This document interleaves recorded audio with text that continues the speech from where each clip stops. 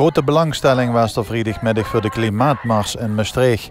Volgens een verslaggever ter plaatse zouden er zeker 2500 mensen zijn geweest die mee hebben gedaan aan de protestmars midden in het centrum van de stad. De mars werden georganiseerd door Students for Climate en maakte onderdeel uit van de Global Strike for Future. Wereldwijd werd een oproep gedaan om op deze dag te staken, om zo meer aandacht te vragen voor klimaatproblematiek. Komende week vindt er in New York een VN-klimaattop plaats. De organisatie van het klimaatprotest in Maastricht spreekt van een groot succes. It's up to you and me, let's go.